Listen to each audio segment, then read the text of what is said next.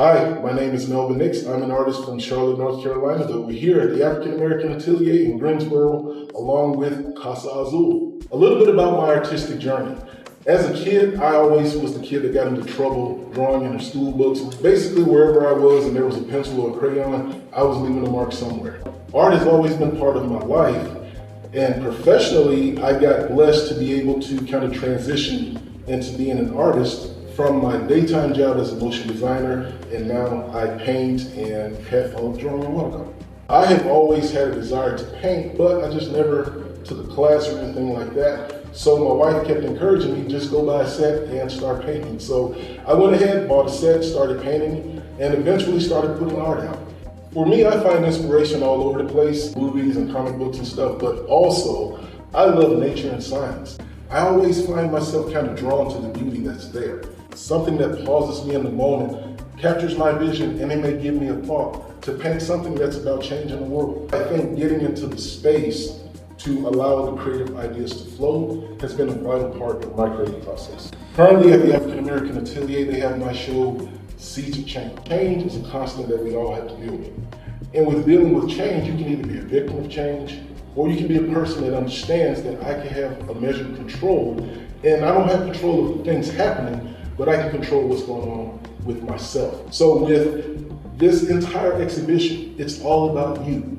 I wanted it to where you can come and look at good Southern art that kind of tells my story, but with each piece, if you look at the write-up, there's a deeper meaning. The first one is called At the Feet of My Ancestors. That piece is very important because I feel that there's wisdom to be gained if we listen to the generation that came before. Oftentimes, we forsake the elderly. We don't listen to them, we don't go and visit them and see how they're doing. But if we just avail ourselves to the knowledge that's with them, if we get past their age or what they may look like, there's some hidden gems that could change your life if you listen to them. The term fertile ground deals with whenever any farmer is going out to plant any seeds, that ground has to be cultivated. You can't just take the seed, throw it in the dirt and expect it to grow, right?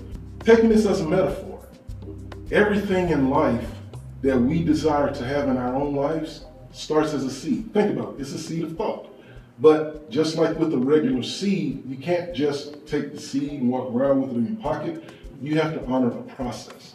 Well, anything that you want to grow and change in your life, you have to honor the process of thinking about what that change even is. Taking a minute to look at your life and see what change you want to bring about. What things in your life need to be gone, what things you need to add, but they start as seeds. When you know what you want in life, how much time do you spend developing a relationship with it? Filling your life with things that remind you of it, that remind you to think about it and to talk about it. Because once you get into that, just like with planting any seed, it will take root in you and start to grow. Painting here, Fertile Ground, kicked off this series because I think it's important to understand that all change starts as a seed. Bridging generations, I call it that because, to me, we start out here as children, and depending on how we were raised, depending on what our environment was like, oftentimes we can be solitary, thinking, meditating, contemplating my life without really having this adult to go and confide in, to give me that guidance, to give me that instruction of what I was looking for. So many times I was looking for answers and I was alone. But as my life transitioned, many times I would hear people refer to reaching back or giving back. And it would always allude to giving back to the community. Once you reach a certain status in life or reach a particular goal, the narrative is always you want to give back. But we never talk about giving back to ourselves. When you think about those times as a child, to where, maybe your upbringing was different from mine, of course, but maybe you didn't have those moments where you didn't have confidence, or you didn't have self-esteem, or you didn't struggle with where your next meal was going to come from, but if you did, something like this would leave a gap on the inside of you that has to be addressed, because otherwise, that gap there will make you chase money, it'll make you chase people, it'll make you put yourselves in situations that will create more chaos in your life that will leave you in this position. But if you ever find a way to reach your inner self and build that bridge, that will help you to ultimately heal and get to this position faster. I believe as an artist that I am proof positive of the importance of your network and the organizations that you have around. As an artist, it's important If you step outside your comfort zone, which is not easy to do, I understand that.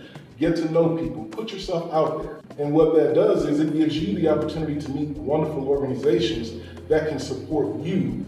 And then it gives you the opportunity to give back and to know other artists. The important thing about organizations like Casa Azul and African American Atelier is that not only do they give us as artists the platform to talk about our work, for people to get to know who we are, but it's a way for them to give to us as artists the exposure that allows the world to see amazing artwork. This show that I have here, I can't tell you the amount of tears that I've seen and the feedback that I've gotten because of the ability that I was able to host this show here to the amazing people of Greensboro. Get to know wonderful organizations like Casa Azul. It will help take you far and help other artists to do the same.